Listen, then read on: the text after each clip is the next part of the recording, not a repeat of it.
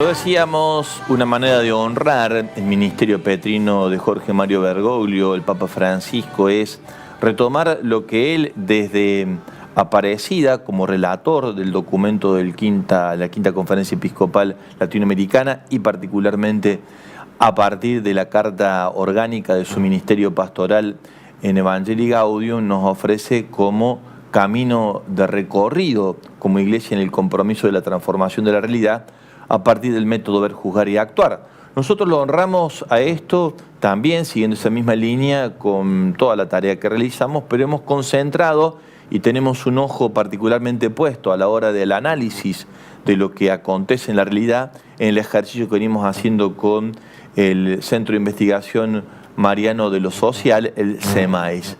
Su director, que es además presidente de Hombre Nuevo y que acompaña un equipo de trabajo muy importante que se va sumando poco a poco a esta tarea, de la cual tengo el gusto de ser parte, está con nosotros Edgardo Dainotto, a quien saludo. Hola Edgardo, ¿cómo estás? Hola Padre Javier, buen día.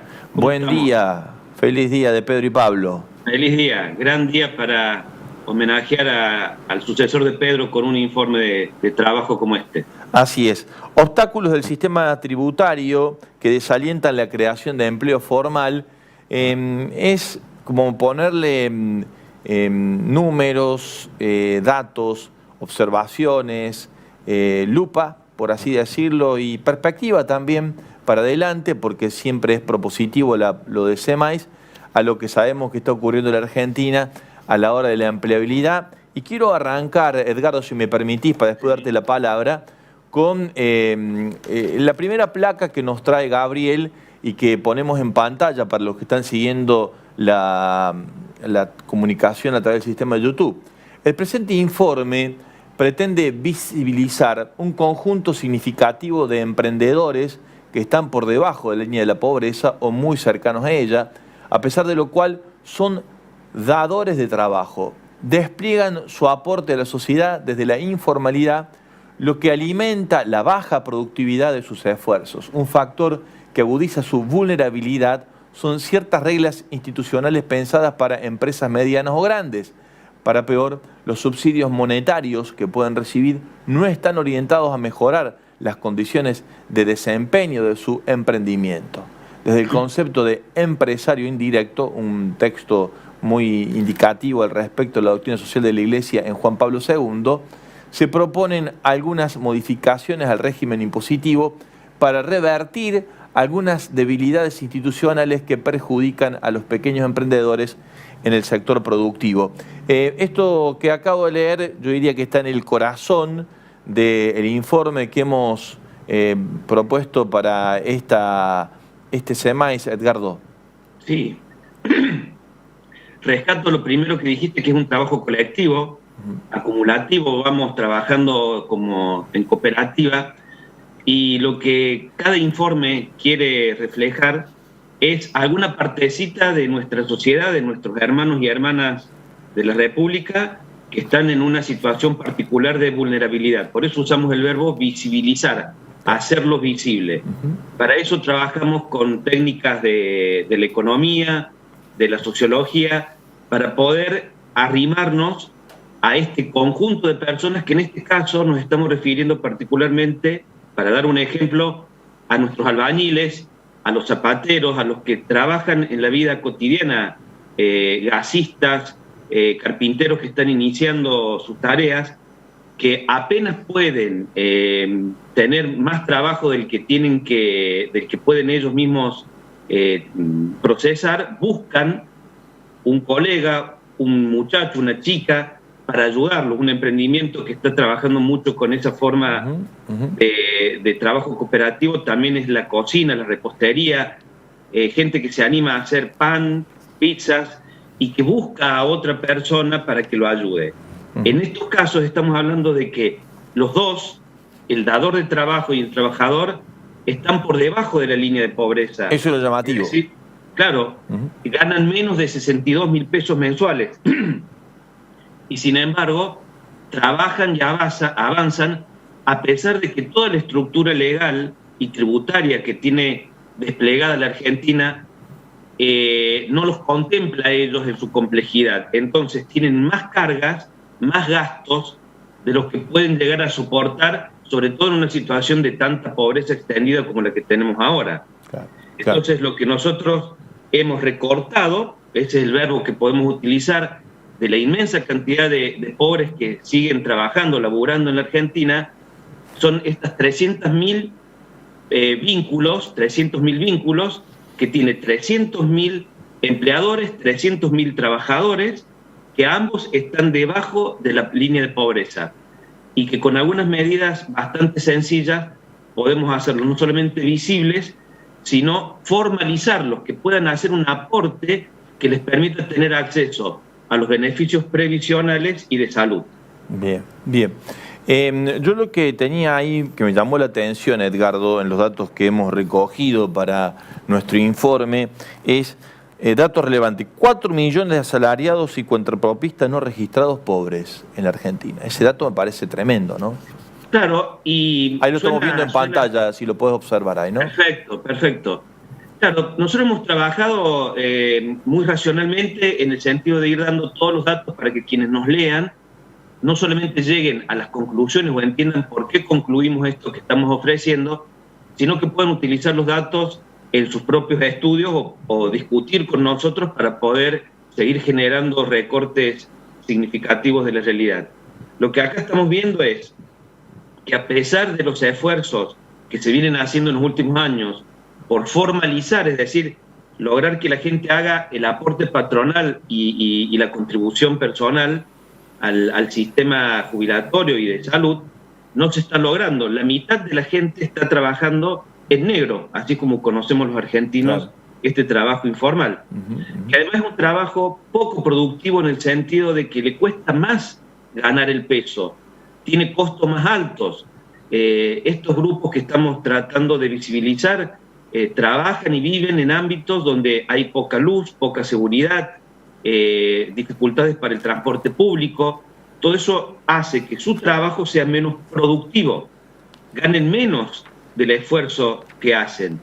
Entonces, las instituciones, el Estado está trabajando a veces en objetivos que no mejoran la productividad de estos grupos de hermanos y hermanas que trabajan por debajo de la pobreza. Estamos hablando de la empleabilidad. En la Argentina habría, es el dato aproximado que hemos hecho como recorte, bien decía Edgardo, 1 millón de empleadores. Los formales representan el 55%, los informales el 45%. Hay una placa también ahí que nos muestra esto, sí, Gabriel, a ver si nos lo podés mostrar. Ahí la tenés, los empleadores privados, ahí está. Ahí la tenés, Edgardo, para que puedas trabajar sobre ella también. Genial. Bueno, ahí lo que tenemos es que del millón de personas que dan trabajo en Argentina, el 45% son informales.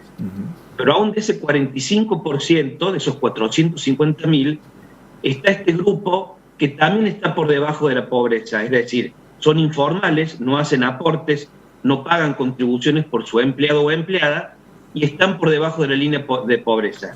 ¿Cómo llegamos a este número? Es una estimación a través de otra encuesta que no es la del Ministerio de Trabajo ni del INDEC, sino de la encuesta permanente de hogares, perdón, que nos muestra cuáles son los empleados, los trabajadores y trabajadoras que estando por debajo de la línea de pobreza, que siendo informales, además viven en sectores socioeconómicos vulnerables y tienen escasa capacitación académica, laboral, educativa.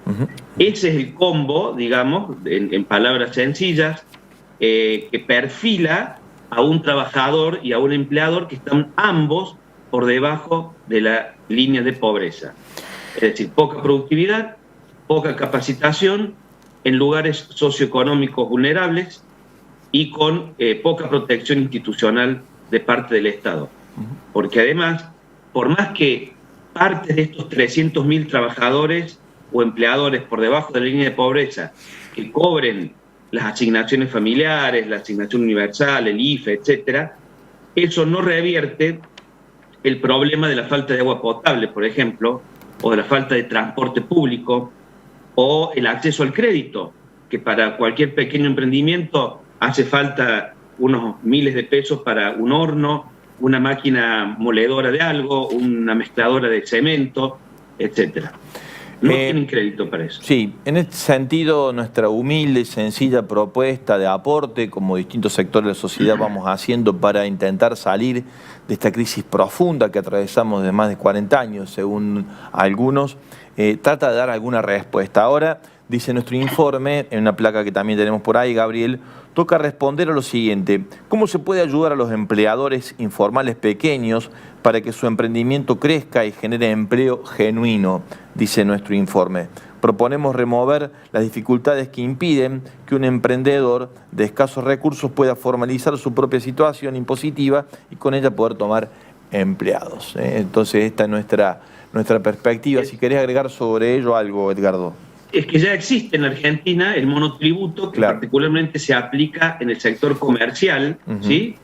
Lo que estamos pensando es un recorte, un empadronamiento de estos empleadores para que no se infiltren otros grupos que puedan aventajarse de estos beneficios y cobrar una sola tarifa que contemple el conjunto de muchos impuestos que un dador de trabajo tiene que pagar en una tarifa pequeña, bien recortada, y que sea de fácil acceso, porque además, si estamos hablando de personas con vulnerabilidades educativas y económicas, hacer algo complejo que requiera pagar contadores, ir a un sistema difícil, virtual, que cueste mucho cargar la información, y también nos estamos excluyendo.